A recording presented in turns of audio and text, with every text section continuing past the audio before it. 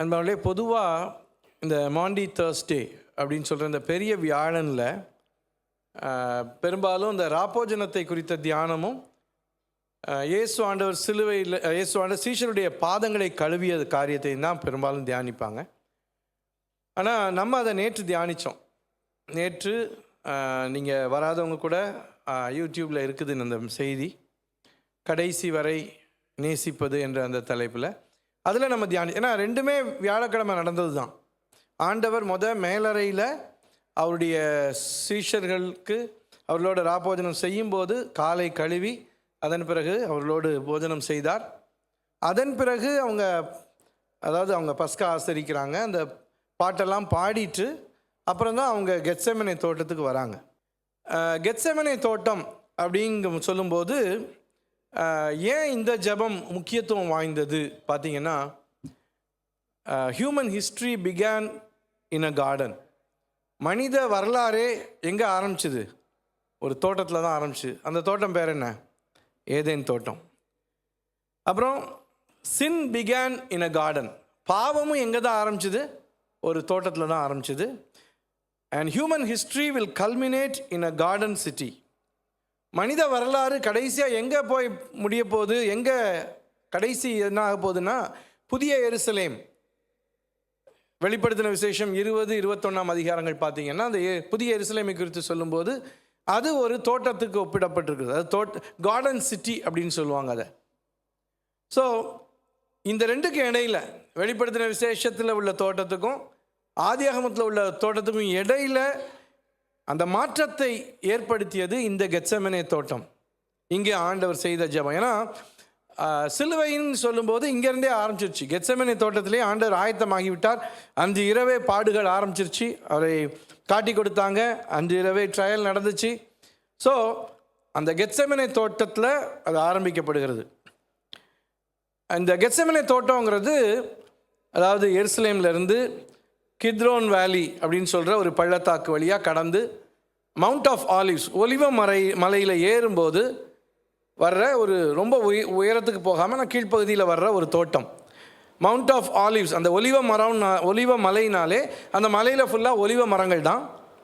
இந்த கெத்செமனே தோட்டங்கிறது தனிப்பட்ட ஒரு நபருக்கு உரிய ஒரு தோட்டம், சுவர் எழுப்பப்பட்ட ஒரு தோட்டம். ஸோ அந்த தோட்டத்தை குறித்து விவரணங்கள் இது. அதே மாதிரி அந்த தோட்டத்தில் குறிப்பாக என்ன நடக்கும்னா, அது கெத்செமனே அப்படின்னாலே ஆயில் ப்ரெஸ் அல்லது ஆலிவ் ப்ரெஸ். குறிப்பாக ஆயில் ப்ரெஸ், எண்ணெய் செக்கு ஆலை, எண்ணெயை எடுக்கிற ஒரு ஆலை, செக்கு ஆலை. அதுவும் இருந்துச்சு. ஒலிவ மரங்கள் இருந்தது, ப்ளஸ் அங்கே அந்த எண்ணெய் எடுக்கிற அந்த ஆலை, செக்கு இருந்துச்சு. ஸோ இதுதான் கெத்செமனே தோட்டத்தை குறித்த சில விவரங்கள்.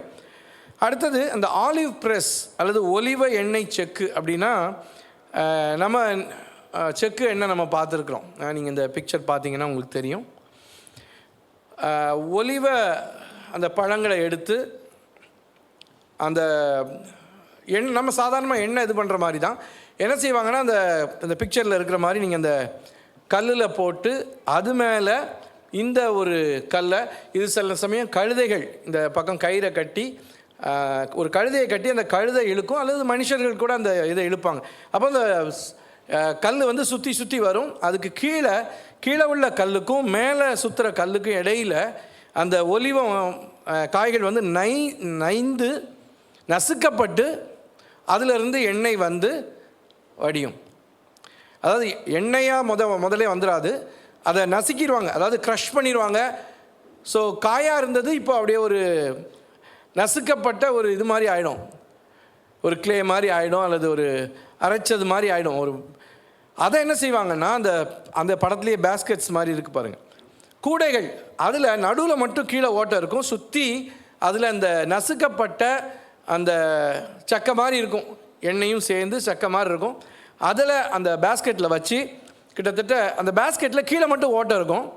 அதை ஒன்று மேலே ஒன்றா எத்தனையோ 4-5 அப்படி பேஸ்கெட் கூடைகள் வைத்து என்ன பண்ணுவாங்கன்னா, அதுக்கு மேலே கல் வச்சு ப்ரெஸ் பண்ணுவாங்க. இந்த கூடைகளை கீழே ஒரு ஓட்டை இருக்கிற ஒரு 2 அடி ஆழமுள்ள அகலமுள்ள நல்ல ஒரு ஓட்டை உள்ள ஒரு குழிக்கு நேராக அந்த கூடையை வச்சு அந்த மேலே அந்த கல்லை வச்சு அமுக்குவாங்க.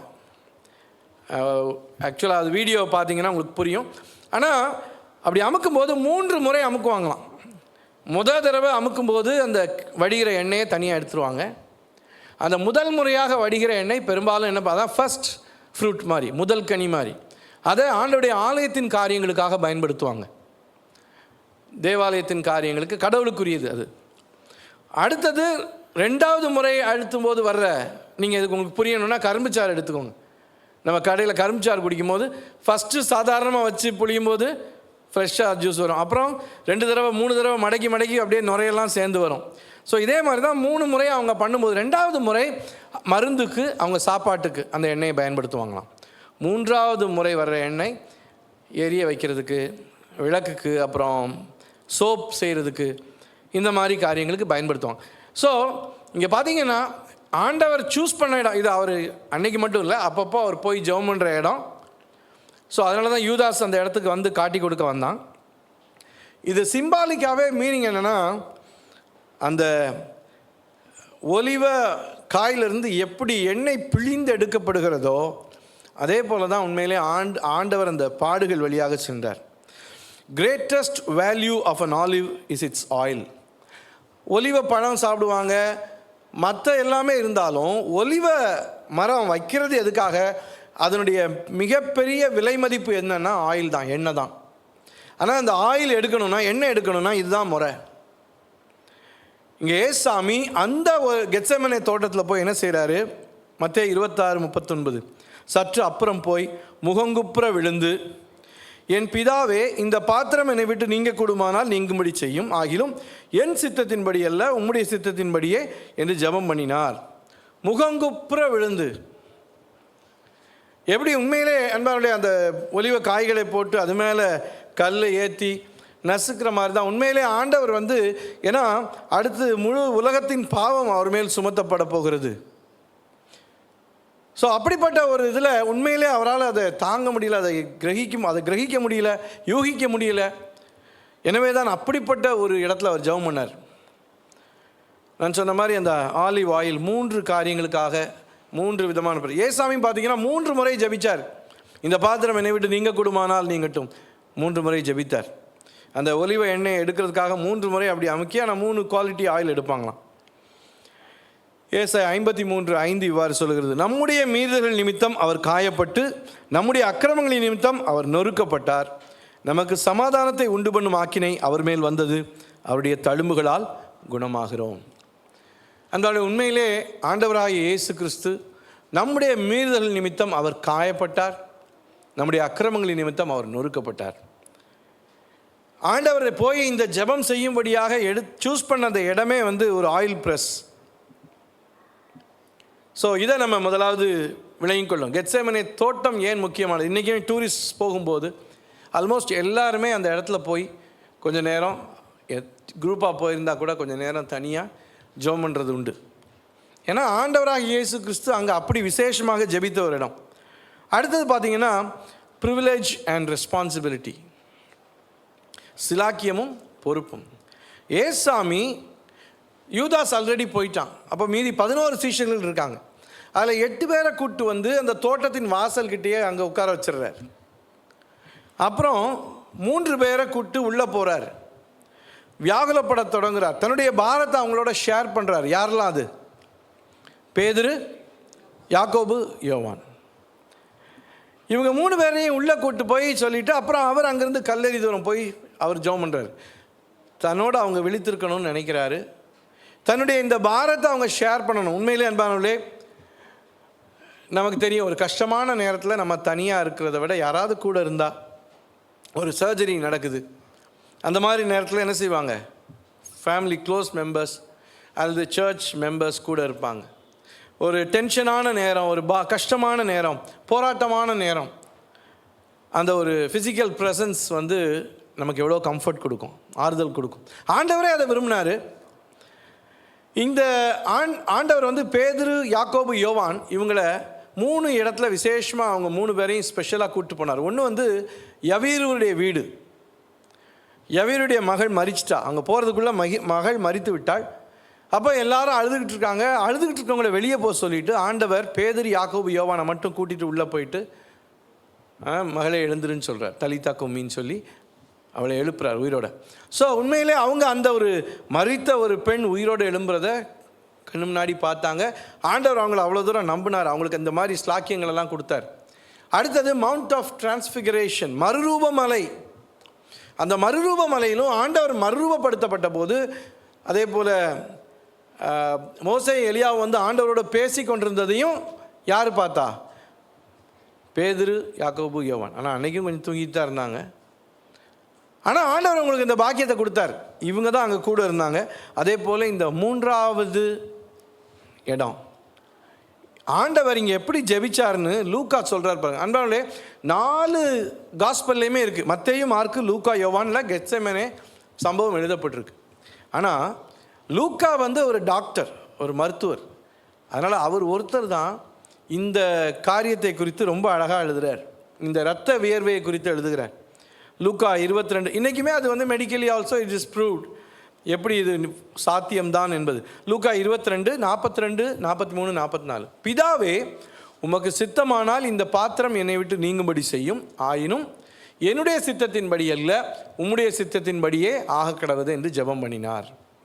அப்பொழுது வானத்திலிருந்து ஒரு தூதன் தோன்றி அவரை பலப்படுத்தினான். அவர் மிகவும் வியாகுலப்பட்டு அதிக ஊக்கத்தோടെ ஜெபம் பண்ணினார். அவருடைய வேர்வை இரத்தத்தின் துளிகளாய் தரையிலே விழுந்தது. அதனால ஆண்டவர் ஒரு பெரிய ஸ்லாக்கியம் கொடுத்தாரு. ஆனால் இவங்க தூங்கிட்டாங்க. பட் ஸ்டில் அட்லீஸ்ட், ஏன்னா உண்மையிலே ஆண்டவர் கொடுத்த ஸ்லாக்கியம் இந்த மாதிரி அவருடைய பாடுகளை, அவருடைய வேதனைகளை பார்க்கக்கூடிய ஐவிட்னஸாக இருக்கக்கூடிய ஸ்லாக்கியம். பொதுவாக நம்ம சில காரியங்களை பார்க்கும்போது கேட்குறதுக்கும் பார்க்குறதுக்கும் நிறைய வித்தியாசம் இருக்குது. யாரோ ஒருத்தங்க கஷ்டப்படுறது, ஒரு பிரச்சனை கேட்கும்போது நமக்கு அதனுடைய ஃபீலிங்ஸ் வேறு. ஆனால் ஃபிசிக்கலாக நம்ம அதை பார்க்கும்போது, கூட இருந்து பார்க்கும்போது, நாங்கள் உண்மையிலே அவங்க சத்யாவுடைய அக்கா பொண்ணு ஜெமி அது சிக்காக இருக்கும்போது நாங்கள் முதலாக சிஎம்சியில் போய் பார்த்த அன்னைக்கு, அப்போ ஒரு டெஸ்ட் ஏதோ ஒரு ஃப்ளூயிட் எடுத்து ஏதோ டெஸ்ட் பண்ணுறது, அனஸ்தீசியா கொடுக்காமல் செய்கிறது, அவளை பெண்ட் பண்ண வச்சு ஒரு இன்ஜெக்ஷன் மாதிரி ஏதோ எடுத்து, அதாவது ரொம்ப பெயின்ஃபுல் ப்ராசஸ், பயங்கரமாக. நாங்கள் ஹாஸ்பிட்டலில் இருக்கிறோம். அவ்வளோ அந்த ஜெமி வந்து அழுது கத்துறா, வலி தாங்க முடியாமல். அப்படியே உண்மையிலே எல்லாரையுமே ஒரே வச்சிருச்சு. நாங்கள் அங்கே தான் இருந்தோம். ஒருத்தருக்கு ஒருத்தர் எதுவும் பேசி, ஆனால் எல்லாருக்குமே அந்த சத்தம் காதில் விழுந்துகிட்டே இருந்துச்சு. உண்மையிலே அன்னைக்கு பார்த்ததுனாலே அதுக்கப்புறம் உண்மையிலே கண்டிப்பாக ஹெல்ப் பண்ணணும். நம்ம வந்து ஜெபம் பண்ணி இதில் ஒரு இதை நம்மளால் முடிஞ்ச உதவி செய்யணும். வி ஷுட் பி அ சப்போர்ட்டாக கூட நிற்கணுங்கிற அந்த ஒரு பாரம் அன்றைக்கி தான் வந்துச்சு. ஏன்னா எத்தனையோ இடங்களுக்கு போகிறோம், எத்தனையோ பேஷண்ட்ஸை பார்க்குறோம், எத்தனையோ பேருக்காக ஜெபம் பண்ணுறோம். ஆனால் சில கஷ்டங்களை பார்க்கும்போது உண்மையிலே நமக்குள்ளே அது பெரிய ஒரு தாக்கத்தை ஏற்படுத்துது. அதே போல் நம்ம அருண் சாம்சிங் சொல்லியிருக்கேன், நம்ம ஏரனுடைய அண்ணன். ஸோ அவர் எவ்வளோ நாளாக ஹாஸ்பிட்டலில் இருந்தார் அப்படின்னு எனக்கு லேட்டாக தான் தெரிய வந்துச்சு. அவருக்கு கண்ணில் ஒரு வியாதி, என்ன இன்ஃபெக்ஷன் கண்டுபிடிக்க முடியாமல் கஷ்டப்பட்டு, அப்புறம் அடுத்த கண்ணுக்கு அது பரவி, அப்போ தான் கண்டுபிடிக்கிறாங்க இது வந்து கண்ணில் வரக்கூடிய ஒரு அபூர்வமான டிபி. ஸோ அப்போ அந்த கண்ணை காப்பாற்றணுன்னா அதுக்கு கடினமான சிகிச்சை. ஸோ நான் ஒரு நாள் அவர் அங்கே நுங்கம்பாக்கத்தில் அந்த காலேஜ் ரோட்டில் இருக்கிற சங்கர நேத்ராலயா அந்த ஹாஸ்பிட்டலில் தான் அட்மிட் ஆகியிருந்தார். நான் காலையில் ஹெட் குவார்ட்டர்ஸ் போயிட்டோ எப்படியோ, நான் அப்போ அவருக்கு லஞ்ச் அன்னைக்கு நான் கொண்டு போனேன். ஸோ நான் கொண்டு போய் லஞ்சு கொடுத்துட்டு பார்த்து ஜோமெண்ட் வர்றதுக்காக போனேன். நாங்கள் நிற்கும்போது, நாங்கள் போகும்போது சொன்னாங்க கொஞ்சம் நேரம் ஆகும் நீங்கள் பார்க்குறதுக்கு, வெயிட் பண்ணுங்கள் அப்படின்னாங்க. அப்போ வெயிட் பண்ணும்போது ஜஸ்ட் பக்கத்துலேயே தான், அதாவது வெளியேன்னா அது இங்கே நாங்கள் நின்னோம், அவர் அங்கே அவரை பார்க்கக்கூடிய தூரத்தில் தான், ரூமுக்கு ஜஸ்ட் வெளியே நின்னோம். அப்போ டாக்டர்ஸ் வந்தாங்க, இது பண்ணிகிட்டு இருந்தாங்க, பார்த்துட்டு. ஆனால் கடைசியாக அவருக்கு கொடுத்த ஒரு ட்ரீட்மெண்ட் என்ன பண்ணாங்க, அவருடைய ஐ லிட்ஸ், கண்ணு இமைய மேலே பிளாஸ்டர் போட்டு ஒட்டிட்டாங்க. ஏன்னா நம்ம எந்த ஒரு இதுமே கண்ணு டக்குன்னு மூடிடும்.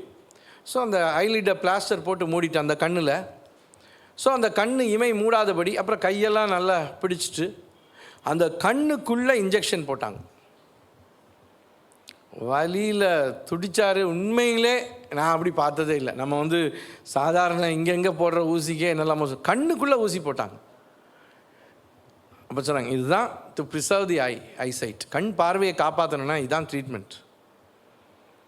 உண்மையிலே அன்னையிலேருந்து அதுக்கப்புறம் அந்த ஹோல் ப்ராஜெக்டில் ஆஸ் அ சர்ச் எல்லாருமே ஹெல்ப் பண்ண. நம்ம ஹாஸ்டலில் அவங்க பெற்றோர் ஹாஸ்டலில் ஒரு ரூமில் தங்கியிருந்தாங்க. ஸோ எவ்வளோ அந்த நாட்களில் நம்ம ஹெல்ப் பண்ணோம். சில நேரங்களில் சிலருடைய வேதனைகளை பார்க்கும்போது நமக்கு அது ஒரு பெரிய இம்பேக்ட் ஏற்படுத்தும், நம்முடைய வாழ்க்கையில் ஒரு மாற்றத்தை ஏற்படுத்தும். ஆண்டவர் உண்மையிலே இந்த 3 பேரை சூஸ் பண்ணார், செலக்ட் பண்ணார், இதெல்லாம் விட்னஸ் பண்ணுறது, இதெல்லாம் பார்க்குறதுக்கு. ஆனால் அதே சமயம் it's a privilege. Every privilege has a responsibility. ஒவ்வொரு ஸ்லாக்கியத்துக்கும் ஒரு பொறுப்பு இருக்குது. ஜேம்ஸ் இதை பார்த்தாரு. ஃபஸ்ட்டு யார் தான் செத்தா? அந்த ஜேம்ஸ் தான் செத்தார். ஏரோது யாக்கோபை என்ன பண்ணான்? கொலை செய்தான். அடுத்து அந்த பேதுரு, விஐபி நம்பர் 2 அந்த குரூப்பில் இருந்தவர், அவர் எப்படி மரித்தார்? தலைகீழாக சிலுவையில் அறையப்பட்டார். யோவான் அவர் தான் கடைசியாக செத்தார். ஆனால் உலகத்தில் பயங்கரமாக கஷ்டப்பட்டார், பாடுகள் அனுபவித்தார், விதவிதமான சிறை வாழ்வு, நாடு கடத்தப்பட்ட அனுபவங்கள்.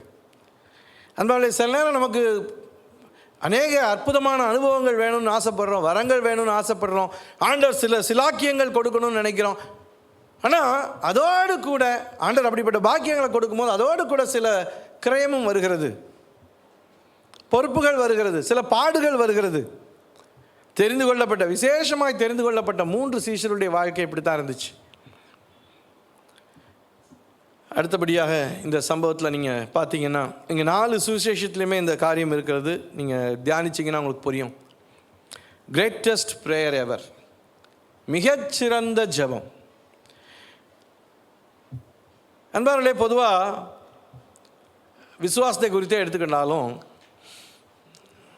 இன்றைக்கி விசுவாசம் அதை பெருசுப்படுத்தி அதை ப்ளோ பண்ணி இருக்கிற ஒரு குரூப் இருக்குது. உனக்கு விசுவாசம் இருந்தால் எல்லாம் நடக்கும். ஆண்டவர் சொன்னார், உனக்கு கடுகளவு விசுவாசம் இருந்தால் போதும். எதுக்கு? மலையை பெயர்ந்து கடலில் உழ வைக்கிறதுக்கு. அதுக்கு கடுகளவு விசுவாசம் போடும். அதான் கானானிய ஸ்திரீ ஆண்டவர்கிட்ட பேசிக்கிட்டே இருக்கிறா, ஆண்டவர் பதிலே கொடுக்கல. மற்றவங்கெல்லாம் சொல்கிறாங்க, கொஞ்சம் ஏதாவது பேசி அனுப்புங்க. ஆண்டவர் ஒரு வார்த்தை சொல்லலை. அவள் எவ்வளோ நேரம் கூப்பிட்டுக்கிட்டே இருக்கிறா. கடைசி ஆண்டவர் அவர்கிட்ட என்ன சொன்னார்? அவள்கிட்ட என்ன சொன்னார்? ஸ்திரியே, உன் விசுவாசம் பெரியது. ஜெபத்திற்கு பதில் வராமல் இருக்கும்போது ஜெபிக்கிறதுக்கு அதிக விசுவாசம் தேவை. நம்ம நினச்சிக்கிறோம் அதிக விசுவாசம் இருந்தால் உடனே பதில் வந்துடும். அதுக்கு கடுகள விசுவாசங்க.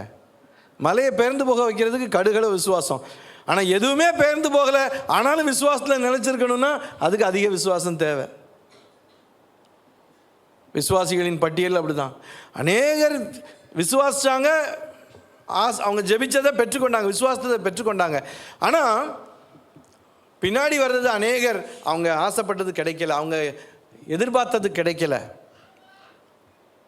அவங்க ஜெபத்துக்கு ஆண்டவர் பாசிட்டிவாக பதில் சொல்லல, உயிர் போச்சு, எத்தனையோ கஷ்டங்கள் வழியா.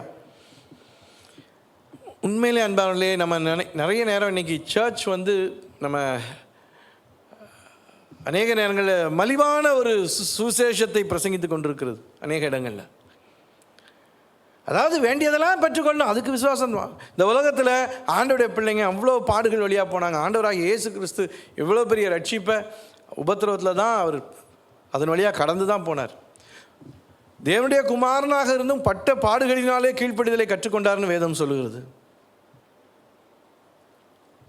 பெரிய விசுவாசம். ஆண்டவர் நமக்கு நிறைய காரியம் நமக்கு ஏன் நடக்குது, எதுக்குன்னு நடக்குதுன்னு புரியாமல் இருக்கும்போது அப்பவும் ஆண்டவர் மேலே விசுவாசம் வைக்கிறதுக்கு தான் அதிக விசுவாசம் தேவை. அதனால தான் ஆண்டவர் யோபுவை மெச்சிக்கொண்டார். அவ்வளோ உபத்திரவத்துலேயும் அவ்வளோ கஷ்டத்துலேயும் அவன் ஆண்டவர் மேலே நம்பிக்கையாக இருந்தான்.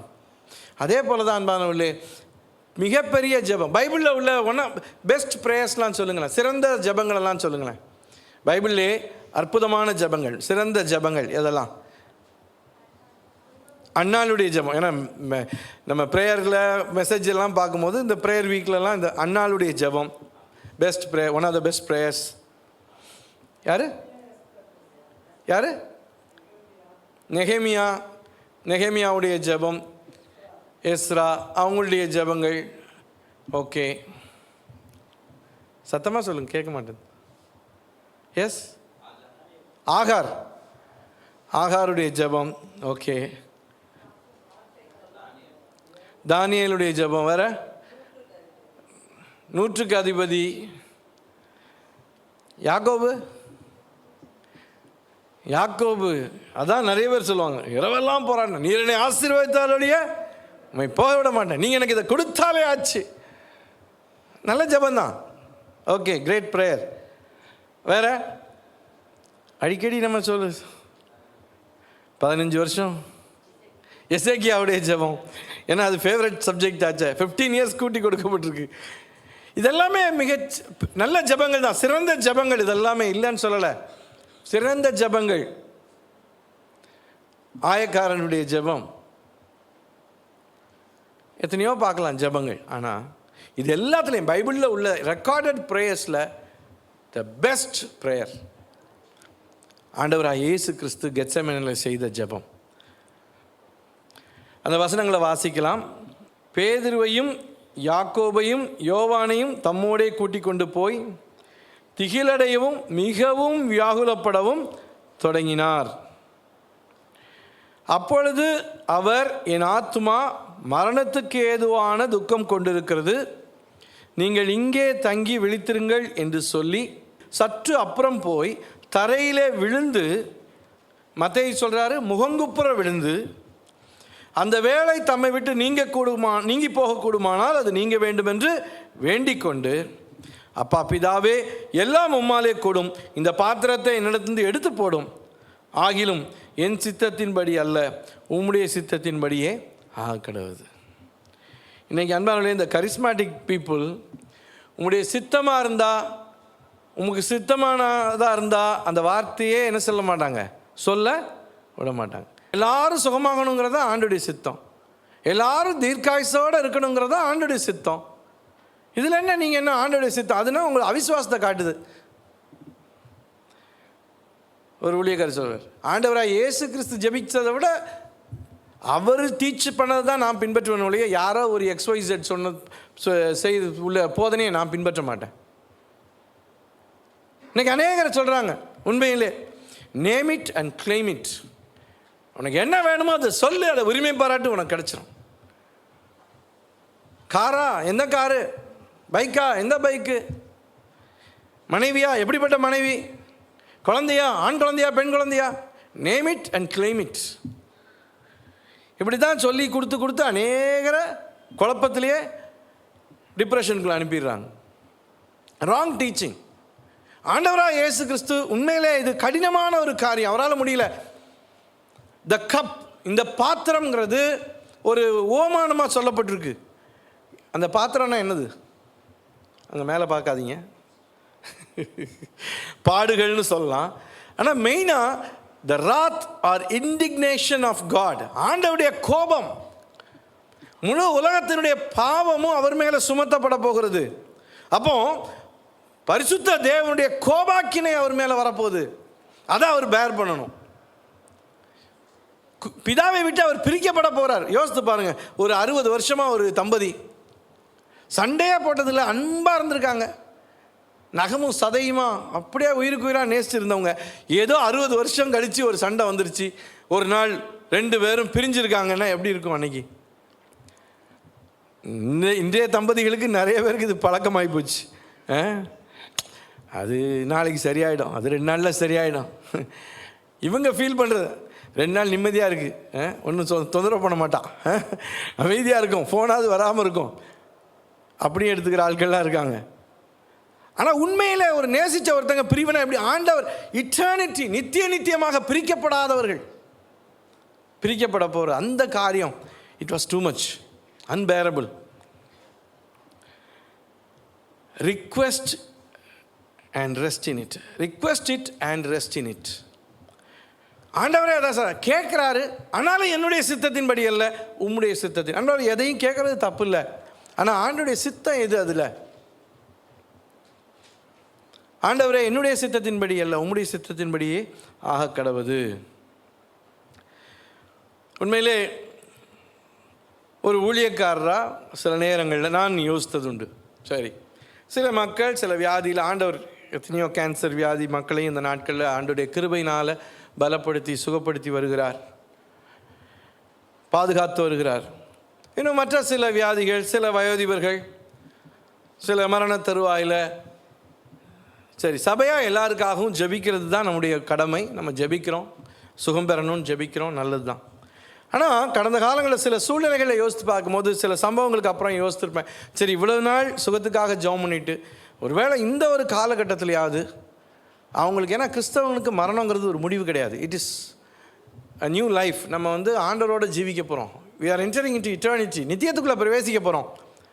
அதற்கு உரிய ஒரு ஆயத்தம், ஒரு போதகராக அதை நம்ம ஏன் ஆயத்தப்படுத்தி இருக்கக்கூடாது அப்படின்னு சில காரியங்களை குறித்து யோசித்தது உண்டு. ஸோ அந்த மாதிரி சில சூழ்நிலையில் ஓகே, எத்தனையோ வருஷமாக ஜெபிச்சு இப்போ மரண படுக்கையில் இருக்காங்க, ஒருத்தங்க இறந்துட போகிறாங்க, இன்றைக்கோ நாளைக்கோ அப்படிப்பட்ட ஒரு ஸ்டேஜ் வந்தாச்சு. அப்போவாவது ஒரு போதகராக போய்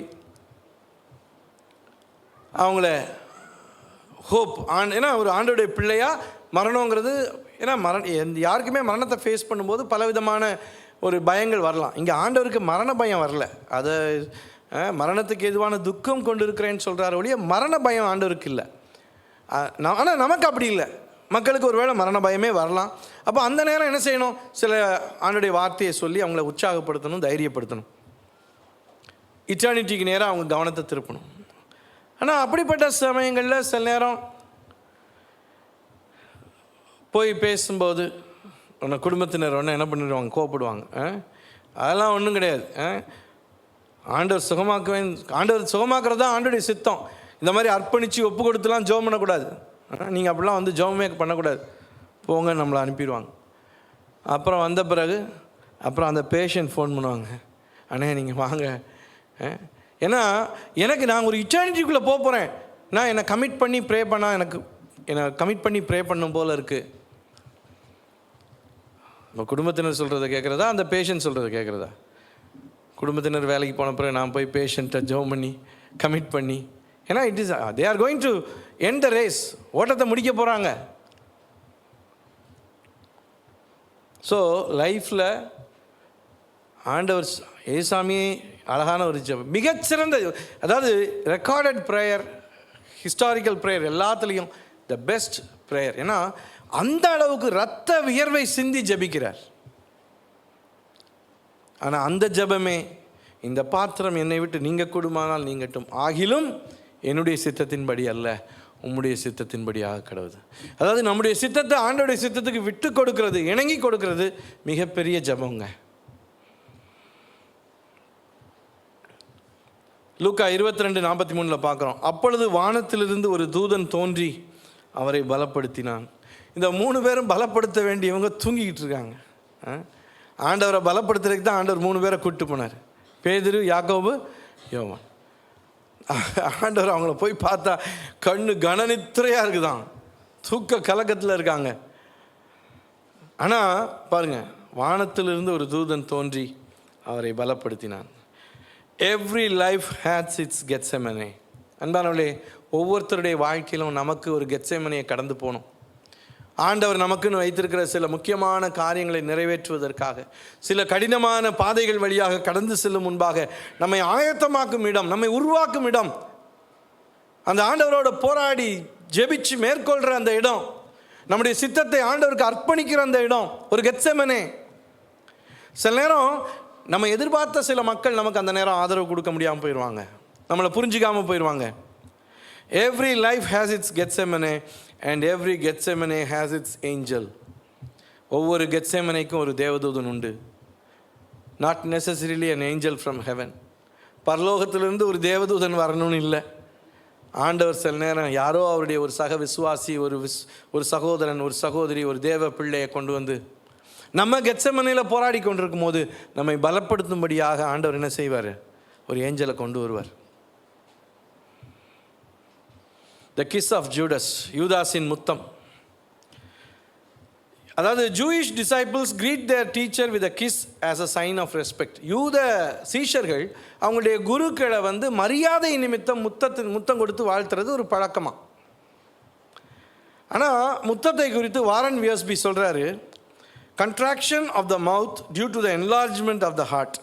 ஒரு அழகான எக்ஸ்பிளனேஷன். இருதயம் விரிவடையும் போது, இருதயம் சந்தோஷப்படும் போது, அன்பினால் நிரம்பி பொங்கி வழியும் போது உதடு சுருங்கிறது தான் முத்தமாக.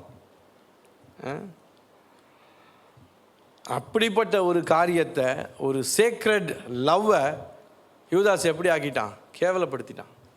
எதெல்லாம் தொட்டானோ எல்லாமே நான் யூதான்னு என்ன அர்த்தம்? யூதாஸ்னா என்ன அர்த்தம்? பிரைஸ். நீ யாராவது பிரைஸ்னு பேர் வைக்கிறேன், பிரைஸின்னு வைக்கிறாங்க. ஜூடாஸ்னு யாராவது பேர் வைக்கிறாங்களா? வைக்க மாட்டாங்க. பைபிள் தெரிஞ்சவங்க வைக்க மாட்டாங்க. பிரைஸ், ஜூடாஸ்னா பிரைஸ். இன்னைக்கு அவன் பேரை யாரும் வைக்கிறது இல்லை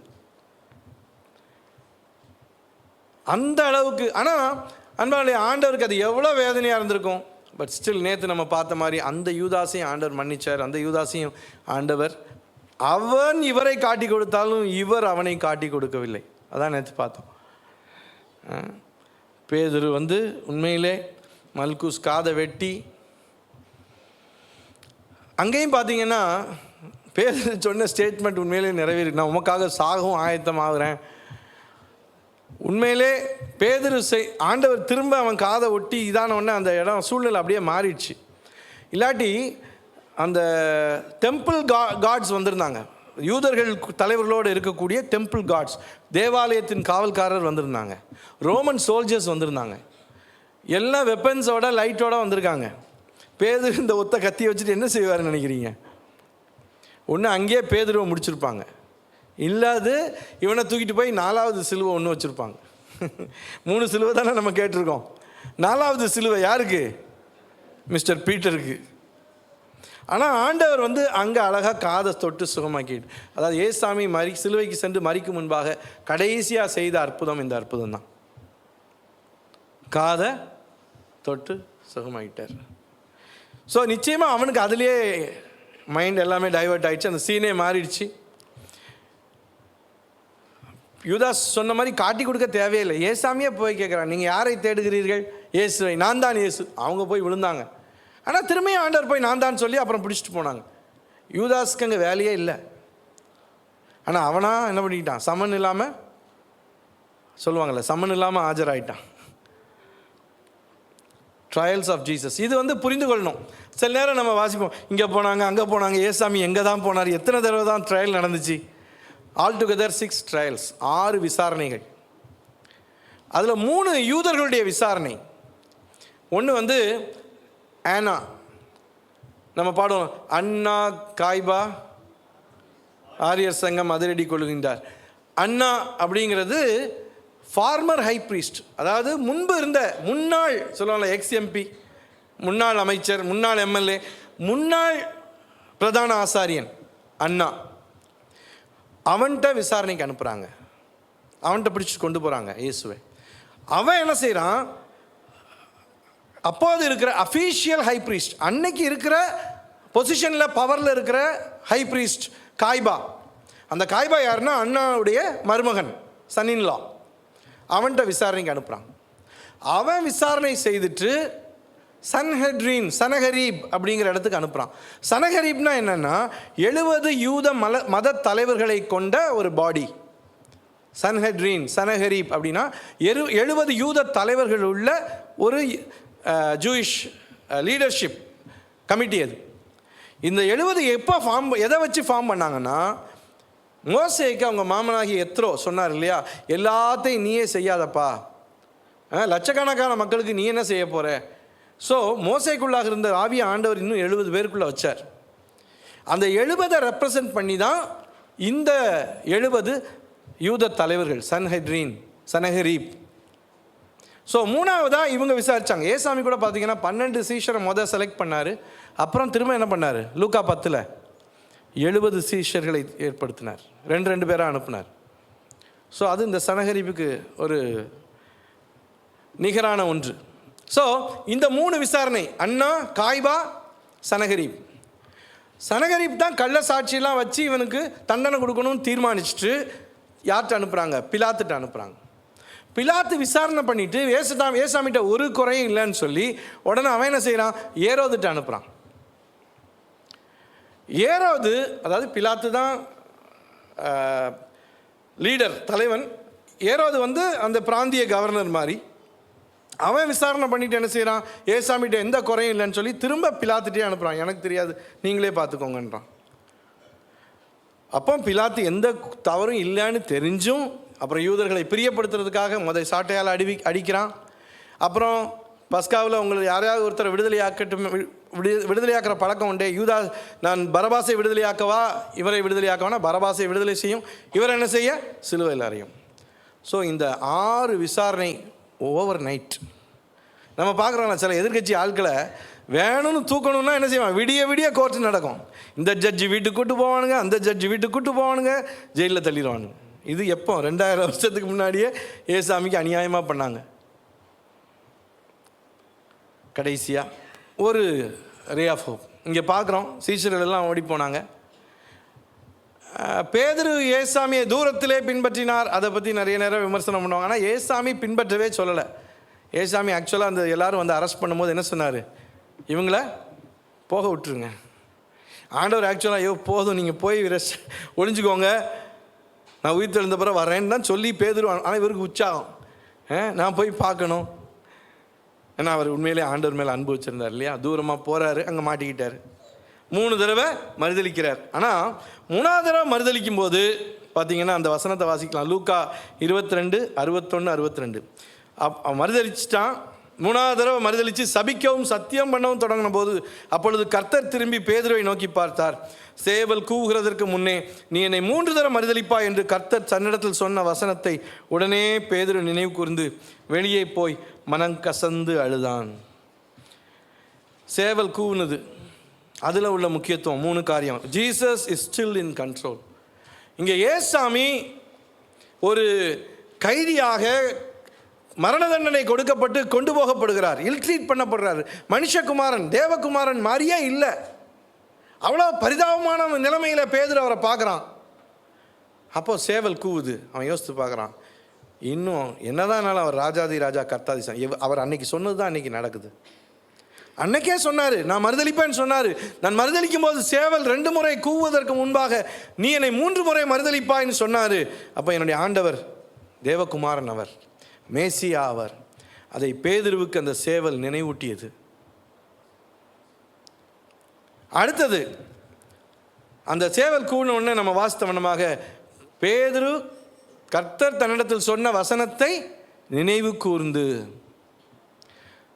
சேவல் கூவினது. ஆண்டவர் சில சூழ்நிலைகளில் அவருடைய வார்த்தை, அதாவது அப்போ சொல்லும்போது பேதுரு காது கொடுத்து கேட்கல, டிஃபெண்ட் பண்ணிக்கிட்டே இருந்தான். உங்களுக்கு தெரியாது சுவாமி, இல்லை நான் அப்படிலாம் பண்ண மாட்டேன், வாக்குவாதம் தான் பண்ணிக்கிட்டு இருந்தான்.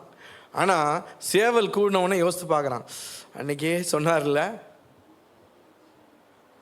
3ஆவதாக சேவல் கூவும் போது இன்னொரு காரியம், a new day is dawning. ஒரு புதிய நாள் உதயமாகிறது.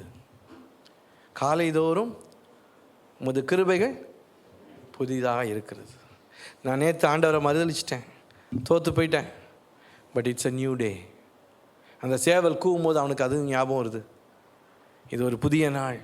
காலைதோறும் அவருடைய கிருபைகள் புதியவைகள்.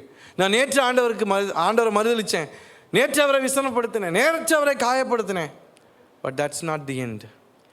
ஆண்டவர் சொன்ன மாதிரி இந்த சேவல் 2 தடவை கூவிடுச்சு. அவர் சொன்னபடி தான் நடந்திருக்குது. அவருடைய வார்த்தையை அவன் நினைவு கூர்ந்தான்.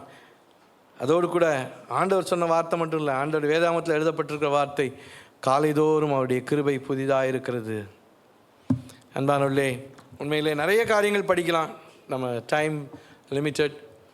யோசித்து பார்ப்போம். ஆண்டவர் அந்த கெத்செமனே தோட்டம், ஒலிவ செக்கு ஆலையில் எப்படி அந்த ஒலிவ பழம் பிழிந்தெடுக்கப்பட்டதோ அதே போல் தன்னை ஒப்பு கொடுத்தார் ஆண்டவர். அடுத்து ஈன சிலுவையில் அவர் பாடுகள் படுவதற்கு இங்கே அந்த வேதனையை அனுபவிக்க ஆரம்பித்தார். அதனால தான் இரத்தத்தின் பெருந்துளியாய் அவருடைய வியர்வைகள் வந்தது. எப்பேற்பட்ட ஒரு காரியம்! அவருடைய அன்பு, ஒருவேளை நம்ம பேதுருவை போல மறுதளிச்சிருக்கலாம். எத்தனையோ சூழ்நிலைகளில் ஆண்டவர் துக்கப்படுத்தியிருக்கலாம். நேற்று நம்ம பார்த்தோம் ஜஸ்டிஃபிகேஷன், சாங்டிஃபிகேஷன். நம்ம தவறு செய்யும்போது ஆண்டவர் மன்னிக்க ஆயத்தமாக இருக்கிறார். பேதுருவுக்கு அதை தான் செஞ்சார். ஏற்கனவே சொன்னார், நீ குளிக்கலாம் தேவையில்லை, காலை மட்டும் கழுவு. இங்கே அதுதான் செய்யுது. அவன் மனங்கசந்து அழுதான். ஆண்டவர் அவன் காலை கழுவினார். Spiritual application. ஆண்டவர் அவனை மன்னித்து திரும்ப ஒரு அப்போஸ்தலனாக யூஸ் பண்ணார். காலைதோறும் அவருடைய கிருபைகள் புதியது. ஜெபிக்கலாம். அன்பின் தேவனே, உடைய விலையேறப்பெற்ற அன்புக்காக உம்மை ஸ்தோத்திரிக்கிறோம். உண்மையிலே இந்த கெத்செமனே தோட்டத்தில் நீர் எவ்வளவா உம்மை ஒப்பு கொடுத்து ஜெபித்தீர். ஆண்டவரே, பிதாவை விட்டு நித்திய நித்தியமாக பிரியாதவர், நானும் பிதாவும் ஒன்றாயிருக்கிறோம் என்று சொன்னவர், என்னுடைய பாவத்து நிமித்தம், எங்களுடைய பாவத்து நிமித்தம், ஏதோ அன்று உள்ள யூதர்கள் அல்ல, இன்றைக்கு வாழ்ந்து கொண்டிருக்கிற எங்களுடைய பாவத்தை நீர் உம்முடைய சரீரத்தில் சுமந்தீர். அது நிமித்தம் நீர் பிதாவை விட்டு பிரிக்கப்பட்டீர். எப்பேற்பட்ட வேதனை, எப்பேற்பட்ட அதை மேலே சுமக்க முடியவில்லை. இந்த பாத்திரத்தை என்னை விட்டு, இந்த பாத்திரம் என்னை விட்டு நீங்க கூடுமானால் நீங்க கூடுன்னு சொல்லி நீங்கட்டும் என்று நீங்களே கதற அளவுக்கு அது அவ்வளோ கொடூரமாக இருந்தது சுவாமி. எப்பேற்பட்ட அன்பு. ஆண்டவரே, நீர் பிதாவின் சித்தத்துக்கு உம்மை ஒப்பு கொடுத்தீர். ஆண்டவரே, உம்மை விட வல்லமை வேறு யார்ட்டையும் கிடையாது. உம்மை விட விசுவாசம் வேறு யாருக்கும் கிடையாது. ஆனாலும் பிதாவின் சித்தத்துக்கு நீர் ஒப்பு கொடுத்தீர். ஆண்டவரே, அது எவ்வளவு கடினமானதாக இருந்தாலும், எவ்வளவு விரும்பத்தகாததாக இருந்தாலும் நீர் ஒப்பு கொடுத்தீர். எங்களுக்கும் அப்படிப்பட்ட எங்கள் சித்தத்தை ஒப்பு கொடுக்க எங்களுக்கு கற்றுத்தாரும் சுவாமி. எங்கள் வாழ்க்கையில் நாங்கள் உம்மை துக்கப்படுத்தி இருப்போமானாலும் கூட ஆண்டவரே, பேதுருவுக்கு காண்பித்த கிருபை இன்றைக்கு எங்களுக்கும் நீர் காண்பிக்க ஆயத்தமாக இருக்கிறீர். அதுக்காக ஸ்தோத்திரம். ஆண்டவரே, தொடர்ந்து நாளைய தினத்திலும் ஆண்டவரே நம்முடைய சிலுவை தியானத்தை எனக்கும் எங்களுக்கும் ஆசீர்வதித்து கொடும். ஒரு திருச்சபையாக தேவ அன்பிலே ஊன்ற கட்டப்பட்டவர்களாக, அன்பின் நிமித்தம் உம்மை பின்பற்றுகிறவர்களாக எங்களை மாற்றும். இயேசுவின் மூலம் ஜெபிக்கிறோம் பிதாவே, ஆமேன். நம்முடைய கர்த்தராகிய இயேசு கிறிஸ்துவினுடைய கிருபையும் பிதாவாகிய தேவனுடைய அன்பும் பரிசுத்த ஆவியினுடைய அந்யோன்ய ஐக்கியமும் வல்லமையும் நம் அனைவரோடும் கூட இப்போதைக்கும் எப்போதைக்கும் இருப்பதாக. ஆமேன்.